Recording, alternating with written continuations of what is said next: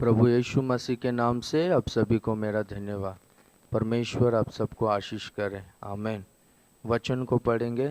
यहोशू का किताब 3 अध्याय 5वां वचन। तुम अपने आप को पवित्र करो, क्योंकि कल के दिन यहोवा तुम्हारे मध्य में आश्चर्य कर्म करेगा। हम जिस परमेश्वर की आराधना करते हैं वो हमारा परमेश्वर आश्चर्य कार्यों को, अद्भुत कार्यों को करने वाला परमेश्वर है। हमारा परमेश्वर अद्भुत परमेश्वर है। वो महान कार्यों को करता है। शून्य में सृष्टि को परमेश्वर ने किया है। लाल समुंदर को 2 भाग में किया है। परमेश्वर आकाश के झरोकों को खोलकर अपार आशीषों को उंडेलता है। परमेश्वर पानी को दाखरस में बदलता है। मारा में का जो खारा पानी था वो पानी को परमेश्वर मीठा पानी में बदलता है। हमारा परमेश्वर अद्भुत परमेश्वर, आश्चर्य कार्यों को करने वाला परमेश्वर है।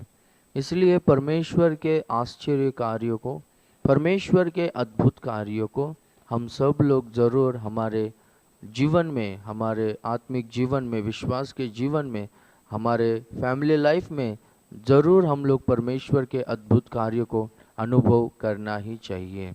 मैं हमेशा एक बात बोलता हूँ कि अगर हम लोग किसी के पास भी जाकर आप लोग यीशु मसीह पर विश्वास करो, आप चर्च को आओ, परमेश्वर आपके जीवन में कार्यों को करेगा करके आप लोग अगर किसी को भी बोलोगे तो वो लोग है ना, पहला आप लोगों से पूछेंगे कि आप लोग चर्च को जाते हो ना, तो आपके जीवन में यीशु मसीह ने क्या कार्यों को किया है करके आपसे पूछेंगे वो लोग।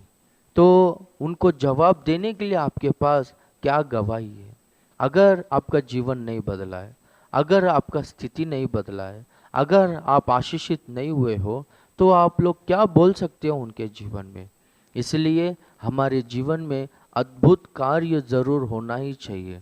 हम लोग अद्भुत कार्यों को करने वाले परमेश्वर का आराधना करते करके हम लोगों का जीवन अद्भुत रीति से ही आगे बढ़ना चाहिए।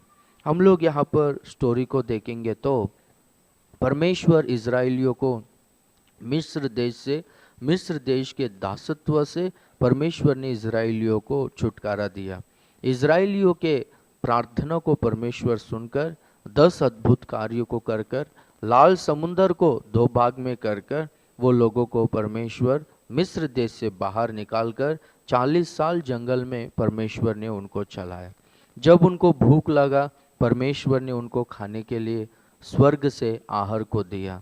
जब उनको प्यास लगा, परमेश्वर ने उनको चट्टान से पानी को दिया। और रात के समय में वो लोगों को उजियाला देने के लिए परमेश्वर आग के खंभे के समान, और दोपहर के समय में उनको छाया देने के लिए परमेश्वर उनको बादल के खंभे के समान उनके संग रहकर उनके आगे चलते हुए परमेश्वर ने उनको चलाया। जब दुश्मन लोग लड़ाई करने के लिए आए थे, अमालेकी लोग, परमेश्वर इनके तरफ से दुश्मनों से लड़कर, दुश्मनों के विरुद्ध में लड़कर परमेश्वर ने इनको जय दिया। परमेश्वर ऐसा महान अद्भुत कार्यों को किया। ये लोग 40 साल ये लोग जंगल में चले, इनका पैर सूझा नहीं, इनका वस्त्र ना ही पुराना हुआ ना ही फटा। परमेश्वर जैसे कि एक पिता अपने बेटे को चलाता है, जैसे कि उकाब पंखों पर अपने बच्ची को उठाती है, और जैसे कि एक चरवा अपने भेड़ों को चलाता है, उसी तरह से परमेश्वर ने इज़राइलियों को चलाया। और ये लोग है ना, यात्रा कर यॉर्दान नदी के पास आए। जब यॉर्दान नदी के पास आए तो यॉर्दान नदी पार करने को नहीं हो रहा था। यॉर्दान नदी जैसे ही पार करेंगे कानान देश शुरू होता है, जिस देश के बारे में परमेश्वर ने प्रतिज्ञा किया था, जो देश परमेश्वर देगा करके कहा था, वो देश यॉर्दान नदी पार करने के बाद ही शुरू होता है। तो वो कानान देश में प्रवेश करने के लिए ये लोगों को यॉर्दान नदी पार करना पड़ेगा। देखो, यॉर्दान नदी पार करना बोलो तो ये कोई आसान काम नहीं है। ये कोई मनुष्य से नहीं होगा, क्योंकि यॉर्दान नदी में ऊपर से पानी है ना बहुत तेज से बहता हुआ आ रहा है। तो कोई भी व्यक्ति वो नदी को पार करने नहीं जा सकता है, चाहे वो कितना भी तैरने को आए, चाहे वो तैरने में चैंपियन हो तो भी है ना वो पानी से बह जाएगा। किसी के बस का बात नहीं है कि यॉर्दान नदी को पार कर सके। तो उस समय में ना उनके जीवन में कुछ ना कुछ एक अद्भुत कार्य होना ही था जिससे वो लोग है ना यॉर्दान नदी पार कर सके। देखो ये लोग 40 साल जंगल के यात्रा में कितने सारे अद्भुत कार्यों को ये लोगों ने अनुभव किए हैं, देखे हैं। परमेश्वर ने उनको अद्भुत रीति से चलाया। फिर भी यहाँ पर हम लोग देखेंगे तो एक समस्या आया। ये लोग है ना अपने लाइफ में सारा एक्सपीरियंस से हम लोग इसे भी पार कर सकेंगे करके ये लोग सोचे थे, पर जैसे यॉर्दन नदी में बहता हुआ पानी को ये लोगों ने देखा, सब लोगों को समझ में आया कि हम लोग ये यॉर्दन नदी पार कर नहीं सकते करके, ये हम लोगों का ताकत से हमारी बुद्धि से कुछ भी नहीं हो सकता है करके वो लोग जब ऐसे सिचुएशन में आए थे, परमेश्वर कहता है कि तुम लोग है ना अपने आप को पवित्र करो, मैं ना तुम्हारे बीच में कल के दिन अद्भुत कार्य को, आश्चर्य कार्य को मैं करूँगा करके परमेश्वर कहता है। देखो हमारे जीवन में भी परमेश्वर अब तक है ना हमको आशीषित रूप से चला है। परमेश्वर हमारी प्रार्थनाओं को सुना, परमेश्वर हमको पापों से छुड़ाया, हमको उद्धार दिया, हमारे ज़रूरतों को परमेश्वर आश्चर्य रीति से पूरा करते हुए चला रहा है। परमेश्वर हमको अच्छा सेहत दिया, कितने सारे अद्भुत कार्यों को प्रभु कर कर अद्भुत रीति से ही परमेश्वर हमको चला रहा है। पर अभी आगे कुछ समस्या नहीं आएगा करके ऐसा कुछ भी नहीं। जैसे कि इजराइलियों को यॉर्दान नदी के तरह एक समस्या आया था, एक रुकावट आया था, वैसे ही हमारे जीवन में भी ऐसा समस्या आएगा। एक अद्भुत कार्य होगा तो ही ये लोग क्या कर सकते बोलो तो कानान देश में प्रवेश कर सकते। वैसे ही हमारे जीवन में भी अद्भुत कार्य होगा तो ही हम लोग इस आत्मिक जीवन में आगे बढ़ सकते। पूरा दुनिया भर में देश भर में महामारी फैल रहा है और बहुत सारे लोग ये महामारी के वजह से मर रहे हैं। बहुत सारे लोगों को नौकरी नहीं है, आर्थिक तकलीफ़ों में, घरों में सही तरह से खाना खाने के लिए नहीं है, लोगों के घरों में अशांति, बीमारी, दरिद्रता, ये बहुत कुछ है। तो ऐसे परिस्थिति में परमेश्वर हमें अद्भुत रीति से अगर चलाएगा तो ही हम लोग चल सकते। परमेश्वर हमारे जीवन में अद्भुत कार्य करेगा तो ही हम लोग है ना आगे बढ़ सकते हैं, हम लोग आशीषित रूप से हम लोग जी सकते हैं।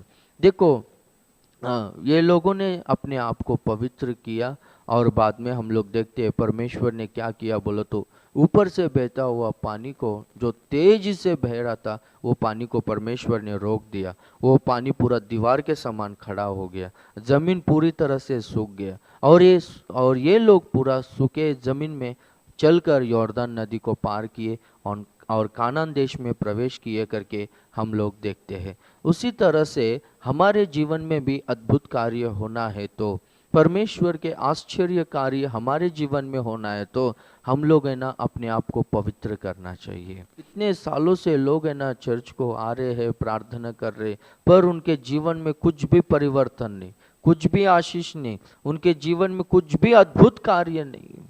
उनके द्वारा कोई भी एक व्यक्ति चर्च को नहीं आता है क्योंकि इनके जीवन में कुछ भी कार्य नहीं हुआ।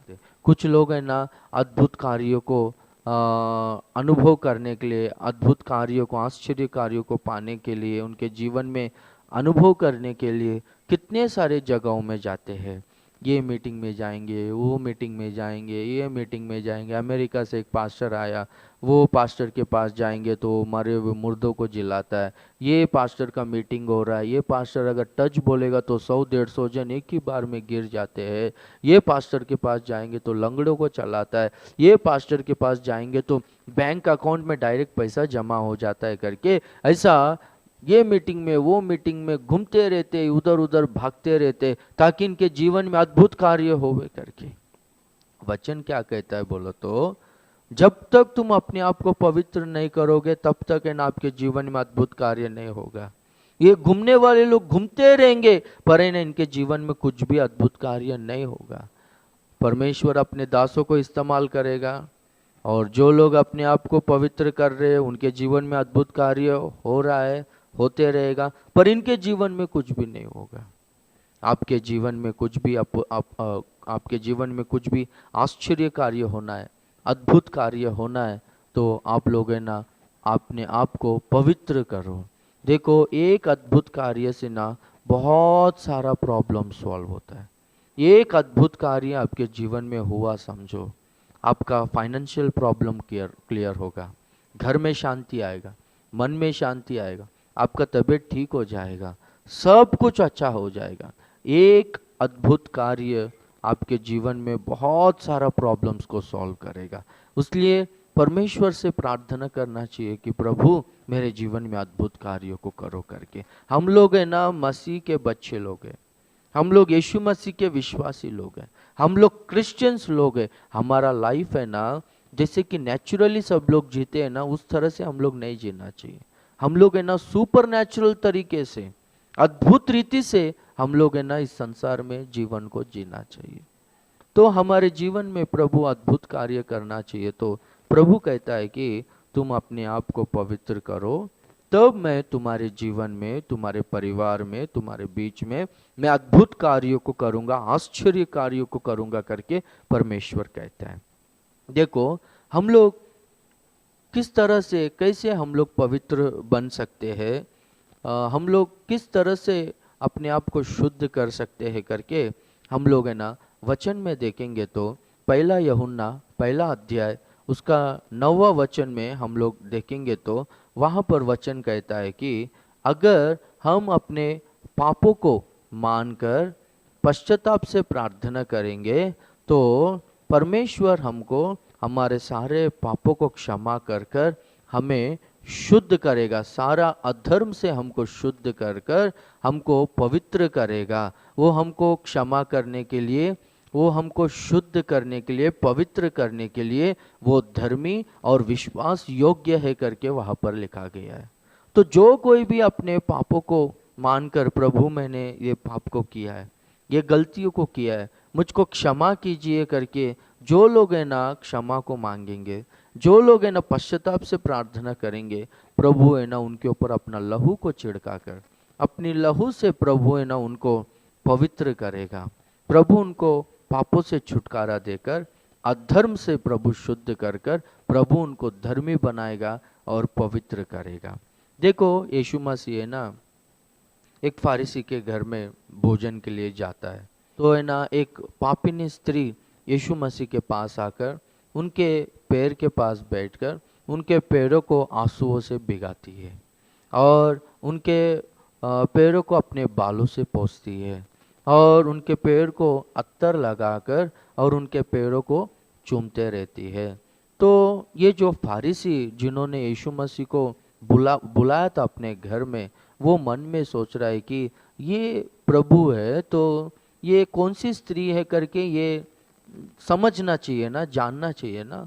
ऐसे स्त्री को अपने पास आने देता है, ये पापिनी स्त्री है ना, अपने पास आने नहीं देने का ना इसको करके वो मन में सोचता है। यीशु मसीह जो अपने सारे हृदय के सारे कल्पनाओं को, सारे इमेजिनेशंस को, सारे विचारों को जानने वाला प्रभु, वो शिमोन से कहता है, फारिसी से कहता है, देख शिमोन, मैं तेरे घर में आया, तू मुझको है ना पाँव धोने के लिए पानी नहीं दिया, तू मुझको सिर में तेल लगाने के लिए तेल नहीं दिया, तू मुझको गले नहीं मिला, तेरा रिसीविंग ठीक नहीं है। पर ये स्त्री देख आंसुओं से मेरा पाँव को भिगाती है, मेरे पाँवों को अपने बालों से पोंछती है, अत्तर लगाकर मेरे पैर को चूमती है, ये बहुत प्यार की मुझसे, इसलिए इसके बहुत सारे पाप क्षमा हुए करके प्रभु कहता है। यानी ये बहुत प्यार की, यानी ये बहुत सारा आंसुओं को बहाई, इसलिए इसके बहुत सारे पाप क्षमा हो गए। प्रभु हमारे पापों को कब क्षमा करता है बोलो तो जब है ना हम लोग है ना बहुत सारे आंसुओं को, पश्चाताप के आंसुओं को बहाकर हम लोग प्रार्थना करेंगे, तब है ना प्रभु हमारे पापों को क्षमा करता है। मंदिर में 2 जन प्रार्थना करने के लिए गए थे परमेश्वर के भवन में, एक फारिसी और दूसरा चुंगी लेने वालों का सरदार, चीफ टैक्स कलेक्टर। तो ये 2 जन है ना प्रार्थना कर रहे थे। फरीसी प्रार्थना करता है कि परमेश्वर, मैं हफ्ते में 2 दिन उपवास रहता हूँ, विश्राम दिन को प्रतिष्ठित कर कर उसका आचरण करता हूँ, मैं दशमांश देता हूँ और मैं इसके तरह चोरी नहीं करता हूँ, व्यभिचार नहीं करता हूँ, मैं कुछ गलत कामों को नहीं करता हूँ, मैं एक धन्य जीवन को मैं जी रहा हूँ। प्रभु तेरा धन्यवाद हो, मैं एक पवित्र हूँ करके अपने आप को पवित्र और धर्मी समझ कर ये प्रार्थना कर रहा है, मन ही मन में प्रार्थना कर रहा है।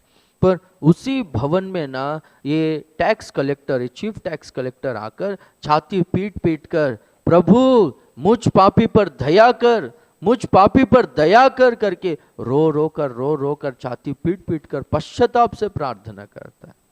तो प्रभु कहता है कि ये जो फारिसी था, ये धर्मी बनकर पवित्र होकर अपने घर को नहीं गया, पर ये जो चुंगी लेने वाला का जो, ये जो टैक्स कलेक्टर था, चुंगी लेने वालों का जो सरदार था, ये है ना इसके पाप क्षमा हुए, ये धर्मी बनकर पवित्र बनकर अपने घर को लौट कर चले गए। इसलिए प्रभु हमारे जीवन में अद्भुत कार्य करना है तो हम लोग है ना अपने आप को पवित्र करना चाहिए। पवित्र करने के लिए पहला प्रोसेस क्या है बोलो तो हम लोग है ना आंसुओं से प्रार्थना करना चाहिए। हम लोग आंसुओं से पश्चाताप कर कर प्रार्थना करेंगे तो प्रभु क्या करेगा बोलो तो अपनी लहू से हमको धोकर हमको शुद्ध करेगा, पापों से छुटकारा देगा, हमारे अधर्म को प्रभु शुद्ध करेगा, हमको अधर्म से शुद्ध करेगा, हमको प्रभु पवित्र करेगा, हमको परमेश्वर धर्मी बनाएगा। हालेलुया। और एक हम लोग बाइबल में देखेंगे तो एफेसियों का पत्री 5वां अध्याय 26 और 27वां वचन में हम लोग देखेंगे तो वहाँ पर है ना वचन के द्वारा जल के स्नान से हमको पवित्र करेगा करके वहाँ पर लिखा गया है। यीशु मसीह है ना अपने सम्मुख में एक तेजस्वी कलीसिया को खड़ा करने के लिए, वो कलीसिया में ना ही जूरी, ना ही कलंक, ना ही दाग, ऐसा कुछ ऐसा ना पाई जाए, वो कलीसिया पवित्र और निर्दोष उनके सामने अपने सामने खड़ा करने के लिए यीशु मसीह क्या करता है बोलो तो वचन के द्वारा जल के स्नान से पवित्र करता है करके लिखा गया। देखो हम लोग है ना हर दिन जल से, पानी से हम लोग नहाते हैं करके हम लोग है ना साफ होते हैं। अगर हम लोग नहाएंगे नहीं तो हम लोग पूरी तरह से गंदे रहेंगे, पूरी तरह से हम लोग अशुद्ध रहेंगे। तो हम लोग शुद्ध होना है, हम लोग क्लीन होना है तो हम लोग को ना हर दिन नहाना जरूरी है। उसी तरह से वचन क्या करता है बोलो तो हमको है ना क्या करता है बोलो तो पवित्र करता है। वचन जो है एक यहाँ पर है ना जल का सादृश्य है। वो वचन का जो जल है हमारे ऊपर है ना उंडेला जाना चाहिए, हमारे ऊपर डाला जाना चाहिए। हम लोग वचन को सुनते रहना चाहिए, हम लोग वचन को पढ़ते रहना चाहिए, वचन का ध्यान करते रहना चाहिए, तब जाके ना हम लोग पवित्र बनेंगे। वचन हमको पवित्र करता है। देखो बहुत सारे लोगों को ना पवित्र करने वाला, चेतावनी देने वाला वचन, सुधारने वाला वचन है ना पसंद नहीं आता है। लोगों को ना कौन सा वचन पसंद आता है बोलो तो वो लोगों को मस्का मारने वाला, या फिर वो लोगों को आदर और सम्मान देने वाला, वो लोगों का रिस्पेक्ट, वो लोगों का बड़ाई करने वाला, वो वचन है ना लोगों को पसंद आता है। लोगों को ना वचन में बोलते वक्त है ना ये सिस्टर देखो इतना हेल्प की, परमेश्वर इनको आशीष करे, ये सिस्टर देखो सेवा में अपने को इतना हेल्प की, ये इन्होंने इतना ऑफरिंग दिया, ये सब बोलेंगे तो आप लोग कैसे भी जियो, परमेश्वर आपको आशीष करेगा। प्रार्थना करो प्रभु आपके सारे ज़रूरतों को पूरा करेगा करके आशीर्वचनों को और बड़ाई को लोग है ना पसंद करते, बहुत सारे लोग। पर है ना जो वचन हमें सुधारता है, जो वचन हमें पवित्र करता है, उन चेतावनियों को ना लोग पसंद नहीं करते। देखो वचन हमको क्या करता है बोलो तो सुधारता है। तो हम लोग है ना वचन, कौन सा वचन अंगीकार करना चाहिए और कौन सा वचन सुनने के लिए हम लोग है ना चाहना चाहिए बोलो तो, आशा रखना चाहिए बोलो तो, जहाँ पर है ना वचन मेरे कमजोरियों को, मेरे गलतियों को ऐसा पूरी तरह से दिखाने वाला वचन जहाँ पर मुझको मिलेगा वहाँ पर मैं जाऊँगा तो मेरा जीवन सुधरेगा, मैं पवित्र बनूंगा करके ऐसा सोचकर है ना वो वचन को सुनने का चाहत है ना हमारे अंदर रहना चाहिए। बहुत सारे लोग है ना पास्टर्स पर गुस्सा, कलीसियाओं में गुस्से से वो लोग है ना जीते, पास्टर्स पर गुस्सा करते।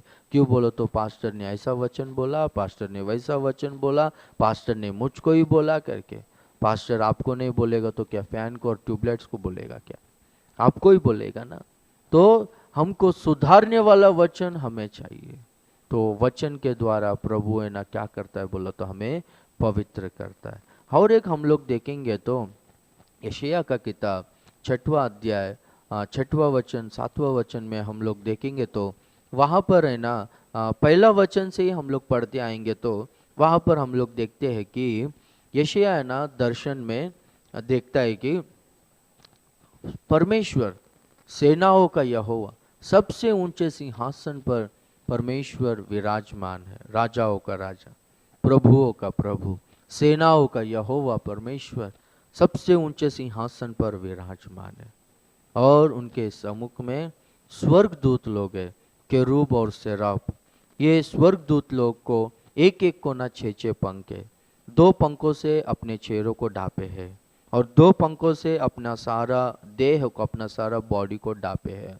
और 2 पंखों से ये लोग उड़ते हुए सेनाओं का यहोवा पवित्र पवित्र पवित्र करके परमेश्वर का आराधना कर रहे हैं।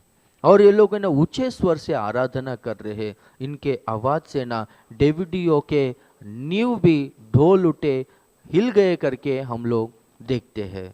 तो उस तरह से आराधना हो रहा था। तो परमेश्वर का सम्मुख, परमेश्वर का भवन पूरा उनकी महिमा से पूरा भर गया था, धुआं से भर गया था। तब है ना यशायाह में पश्चाताप आया, हाय मैं देखो अपवित्र लोगों के बीच में मैं वास कर रहा हूँ और मेरा होठ अपवित्र है, मैं अपवित्र हूँ करके यशायाह है ना पश्चाताप से प्रार्थना करता है।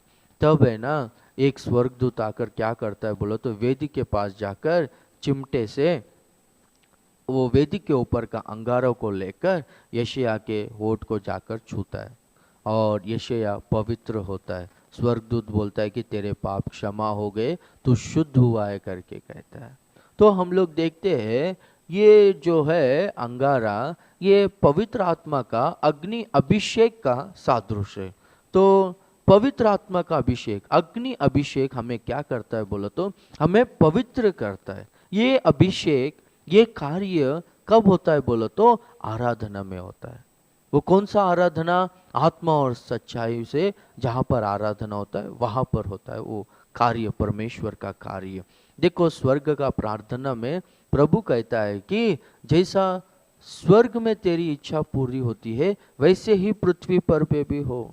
स्वर्ग में जिस तरह से आराधना हो रहा है उसी तरह से पृथ्वी में भी आराधना होना चाहिए। स्वर्ग में किस तरह से आराधना हो रहा है वही यशायाह 6वां अध्याय में हम लोग देखते हैं कि केरूब और सेराफ लोग, स्वर्गदूत लोग जिनको 6 पंख है, 2 पंखों से ना अपना चेहरे को ढांपकर सिर्फ परमेश्वर को ही देख रहे हैं। वो लोग आराधना को आते तो लोग है ना किसको देख रहे हैं? आप लोग यीशु मसीह को देख रहे हो क्या आराधना में? मन नेत्रों से यीशु मसीह को देख रहे हो या फिर लोगों को देखने के लिए चर्च को आते हो? आप है ना अपने आप को परखो। हम लोग है ना सिर्फ यीशु मसीह को देखना चाहिए आराधना में आने के बाद।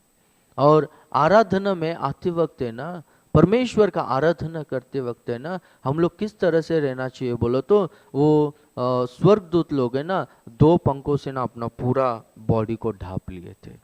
तो आराधना में आते वक्त, आराधना करते वक्त है ना अपना ड्रेसिंग कैसा होना चाहिए बोलो तो पूरी तरह से हम लोग है ना कवर होना चाहिए। बहुत सारे लोग है ना आराधना को किस तरह से आते बोलो तो उनका बॉडी दिखाई देने जैसा कपड़े को पहनकर आते, ट्रांसपेरेंट कपड़े को पहनकर आते। कुछ लेडीज है जो उनका इनर वियर्स है, इनर वियर्स दिखाई देने जैसा वो ट्रांसपेरेंट कपड़े को पहनकर संडे के दिन प्रेयर को आते। वो लोग प्रेयर करने के लिए आते हैं या आराधना करने के लिए आते या फिर लड़कों को, पुरुषों को आकर्षित करने के लिए, मोहित करने के लिए आते। वो लोग बुरी नजर से इनको देखना चाहिए करके इस आशा से वैसा कपड़े को पहनकर आते। क्या समझ में नहीं आता है। प्रभु का उपस्थिति, प्रभु का सम्मुख बहुत भय और भक्ति से होना चाहिए। पवित्रता होता है प्रभु के सम्मुख में। जैसा मांगता है वैसा बॉलीवुड का स्टाइल यहाँ पर कलीसिया में लेकर नहीं आना चाहिए। संसार का सुंदरता था कलीसिया में नहीं आना चाहिए। वो लोग स्वर्गदूत लोग है ना, पूरा अपना देह को ढाप कर है ना परमेश्वर को आराधना करने के लिए आए हैं। आज के दिनों में ना बहुत सारे लोगों को हम लोग देख रहे हैं, क्या करके बोलो तो हाँ, बहुत सारे लोग है ना जैसा मांगता है वैसा कपड़ा पहनना, जैसा मांगता है उस तरह से मेकअप कर कर हाँ लोगों को एंटरटेन करने के लिए आते। वो लोग है ना 2 पंखों से चेहरे को ढाप कर, 2 पंखों से अपना पूरा देह को ढाप कर, 2 पंखों से उड़ते हुए सेनाओं का यहोवा पवित्र पवित्र पवित्र करके परमेश्वर का आराधना कर रहे। कितना भय और भक्ति से कांपते हुए प्रभु का आराधना वो लोग कर रहे। हम लोग भी ना परमेश्वर का आराधना उसी तरह से करना चाहिए। और वो लोग ना ऊंचे स्वर से कर रहे, आवाज उठाकर कर रहे, चुपचाप नहीं बैठे हैं। आज के दिनों में ना परमेश्वर का आराधना बोलो तो क्या हो गया मालूम है? डांस करना। परमेश्वर का आराधना बोलो तो क्या हो गया मालूम है? सीटी बजाना। आज के दिनों में परमेश्वर का आराधना क्या हो गया मालूम है? जो आराधक लोग है वो लोग है ना स्टेज के ऊपर है ना, जैसे कि ऑर्केस्ट्रा में लोगों को नचाते देखो, ऑर्केस्ट्रा में स्टेज के ऊपर खड़े रह के लोगों को नचाते, ऐसा ये लोग है ना जो प्रभु के सम्मुख में आए हैं, मीटिंग्स में आए, ये लोग है ना वो लोगों को नचाने का काम कर रहे। ऐसा स्टेप करो, ऐसा सीटी बजाओ, ऐसा करो, वैसा करो। ये लोगों के वजह से ना क्रिश्चियनिटी में बहुत सारे लोगों का आत्मिक जीवन है ना पूरी तरह से बिगड़ रहा है, पूरी तरह से बिगड़ रहा है। ये लोगों को ना आप लोग देखो मत, ये लोगों को सुनो भी मत। आपका आत्मिक जीवन है ना आप लोग बिगाड़ के मत लो। परमेश्वर का आराधना बहुत भय और भक्ति से होना चाहिए। तो वहां पर है ना ये लोग पवित्रता से, हाँ स्वर्गदूत लोग 2 पंखों से उड़ते हुए वो लोग है ना परमेश्वर का आराधना कर रहे हैं। कुछ लोग है आराधना में ना वो लोग है ना चुपचाप रहते, मुंह भी नहीं खोलते। ऐसा नहीं रहने का। हम लोग आवाज उठाकर परमेश्वर का धन्यवाद कर, परमेश्वर का आराधना करना, आत्मा से भरपूर होकर अन्य भाषाओं में हम लोग प्रभु की स्तुति करना, प्रभु का आराधना करना है। तो उस तरह से आराधना होगा तो भवन पूरा परमेश्वर का सम्मुख पूरा परमेश्वर की महिमा से भर जाएगा और पवित्र आत्मा का कार्य वहां पर शुरू होगा। पवित्र आत्मा का कार्य आराधना में शुरू होता है तो क्या होता है बोलो तो पश्चाताप आता है लोगों को। लोगों का स्थिति क्या है लोगों को समझ में आता है, उनका आत्मिक स्थिति कहाँ है करके लोगों को समझ में आता है कि अभी मेरा स्थिति कहाँ है। मैं अपवित्र लोगों के बीच में हूँ, मैं अपवित्र हूँ या मैं पवित्र हूँ करके वो जो ट्रू वर्शिप जो होता है, जो सच्चा आराधना, असल आराधना जब होता है ना तब जाके समझ में आता है कि हम लोगों का जीवन क्या है करके। तो उस आराधना में क्या होता है बोलो तो पवित्र आत्मा परमेश्वर है ना एक एक को अभिषेक कर कर एक एक को पवित्र करते रहता है, पवित्र करते रहता है। तो जब हम लोग पवित्र होंगे तो प्रभु हमारे जीवन में आश्चर्य कार्यों को करेगा। परमेश्वर कहता है कि तुम अपने आप को पवित्र करो, कल तुम्हारे बीच में मैं अद्भुत कार्य को, आश्चर्य कर्मों को मैं करूंगा करके।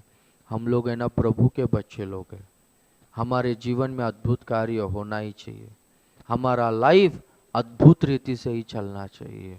लोगों को ना अचंभा होना चाहिए, लोग है ना चकित होना चाहिए, अरे ये लोगों को किस तरह से सप्लाई हो रहा है, ये लोग किस तरह से जी रहे हैं, ये लोग इतने खुश है, ये लोगों को कुछ भी कमी घटी नहीं है, ये लोग अच्छा सेहत है, ये लोगों को कितना अच्छी तरह से ये लोग जी रहे, कैसा हो रहा है करके लोग है ना चकित होने जैसा। हम लोग है ना अद्भुत जीवन इस संसार में हम लोग जीना चाहिए। हम लोग प्रभु के बच्चे लोग हैं, हम लोग के जीवन में प्रभु का अद्भुत कार्य होना चाहिए।